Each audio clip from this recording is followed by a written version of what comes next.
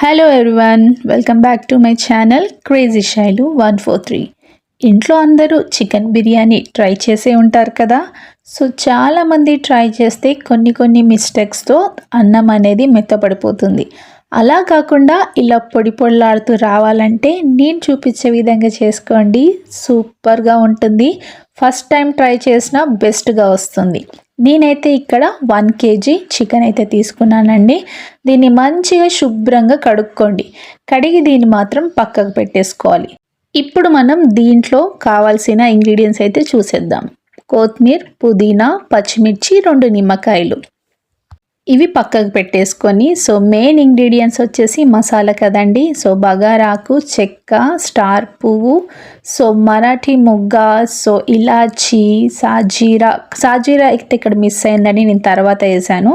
So ఈ ingredients అన్నీ తీసుకొని మీకు ఇంకేమైనా మసాలాస్ మొగ్గ అవన్నీ ఉంటే కూడా వేసుకోవచ్చు.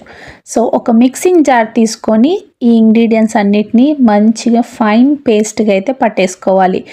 ఇప్పుడు ఇందులోనే సో మనం ఇందాక పుదీనా, సో పచ్చిమిర్చి, అందులో ఇంకా కొత్తిమీర, సో ఇవన్నీ కూడా వేసేసి ఫైన్ పేస్ట్గా అయితే చేసేసుకోండి.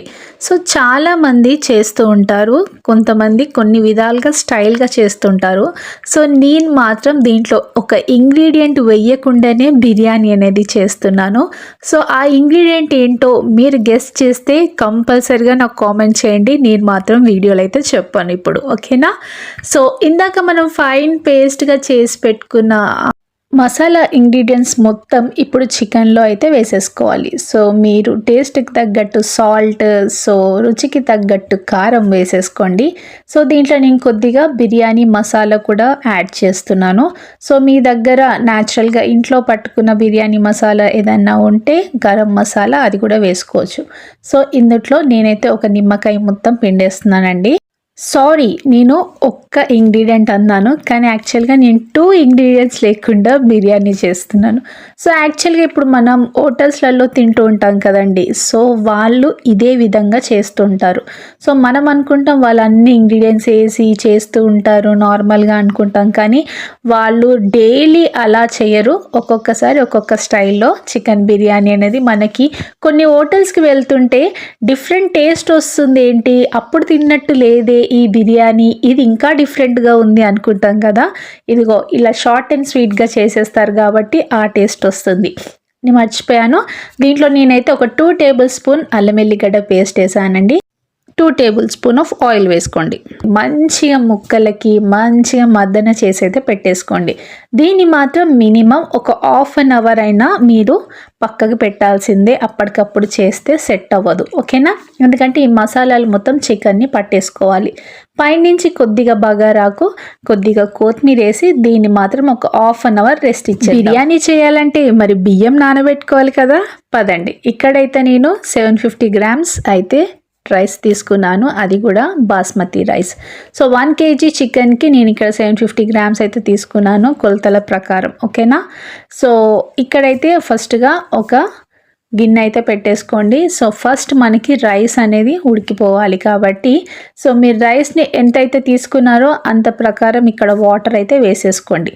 యాక్చువల్గా దీంట్లో కూడా ఒక బేసిక్ ఇంగ్రీడియంట్స్ మసాలాస్ అయితే వేసుకుంటాం కదా, లవంగా, ఇలాచీ, సాజీరా, పట్ట, సో మరాఠీ మొగ్గ, సో బగారాకు, ఇవన్నీ వేసేసుకొని నీళ్ళు మంచిగా మరిగేంత వరకు అయితే పొయ్యి మీద పెట్టేసుకోండి. దీంట్లోనే కొద్దిగా పుదీనా వేసుకోండి, సో 2-3 పచ్చిమిర్చి వేసుకోండి, సో దాంట్లోనే కొద్దిగా సాల్ట్.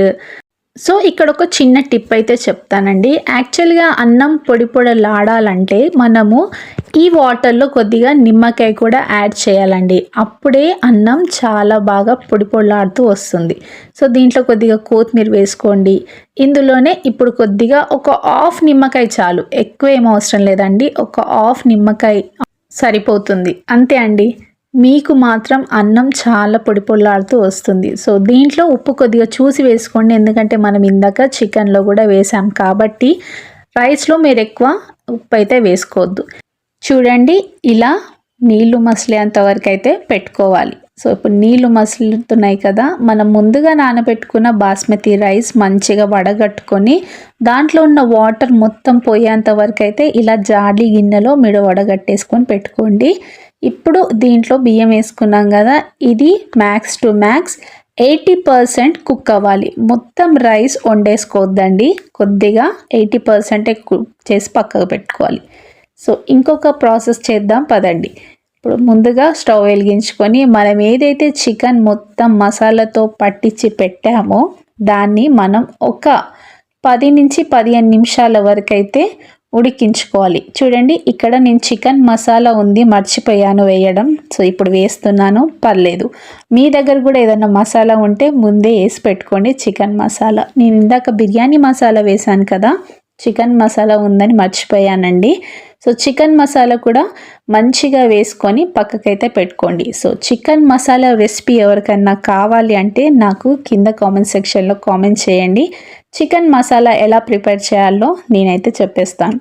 ఆ మసాలా మొత్తం కలిసేంత వరకు కలిపి దీన్ని మూత పెట్టుకొని ఒక్క 15 నిమిషాలు చాలండి. అంతకన్నా మించి ఎక్కువ మన చికెన్ అయితే ఉడికించొద్దండి, ఎందుకంటే దీన్ని మళ్ళీ మనం బిర్యానీలోకి ట్రాన్స్ఫర్ చేస్తాం కాబట్టి. చూసారా, ఇలా వాటర్గా ఉన్నప్పుడు మీరైతే ఇక్కడ స్టవ్ ఆఫ్ చేసుకోండి. సో ఎక్కువైతే చికెన్ని ఉడికించొద్దు. యాక్చువల్గా మనం బిర్యానీ చేసేటప్పుడు దమ్కి వేస్తాం కాబట్టి చికెన్ని అప్పుడు కూడా ఫుల్గా 80% అయితే కుక్ అయిపోతుంది. సో ఇప్పుడు మనం రైస్ చూద్దాం, వచ్చేసేయండి. రైస్ అయితే ఉడుకుతుందండి, ఆల్మోస్ట్ 80% అయితే డన్. సో ఇప్పుడు నేను చూపిస్తాను దీన్ని మీరు ఎలా చెక్ చేయాలనేది. సో చాలామంది ఇక్కడే మిస్టేక్ చేస్తుంటారు, అందుకే చెప్తున్నాను. చూడండి, ఇలా అంటే కొద్దిగా గట్టిగా ఉండి విరిగితే సరిపోతుందండి. మళ్ళీ చూపిస్తున్నాను, ఈ విధంగా ఉంది కదా. So done. మీరైతే ఇప్పుడు దీన్ని మొత్తం పక్కకు పెట్టేసేయాలి. పక్కకంటే ఆ వాటర్తో పెట్టొద్దు, వాటర్ మొత్తం వాడ్చుకొని ఇలా ఒక గిన్నెలోకైతే ఈ రైస్ని తీసి పెట్టుకోవాలి. చూసారా ఎంత పొడి పొడిలాడుతూ వస్తుందో, బిర్యానీ కూడా అలాగనే వస్తుందండి. సో నేను చెప్పే చిన్న చిన్న టిప్స్ని మీరు కంపల్సరిగా అబ్జర్వ్ చేస్తున్నారని అనుకుంటున్నాను. సో మనకి బియ్యం పొడి పొడిలాడుతూ, అన్నం పొడి పొడిలాడుతూ రావాలంటే మనం వండుకునే రైస్లో కొద్దిగా నిమ్మకాయ చెక్క వేసుకుంటే పక్కా అన్నం ఇలాగే పొడి పొడిలాడుతూ వస్తుందండి. ఇక్కడైతే స్టవ్ ఆన్ చేయొద్దు, స్టవ్ ఆన్ చేయకుండా ఈ ప్రాసెస్ చేసుకోవాలి.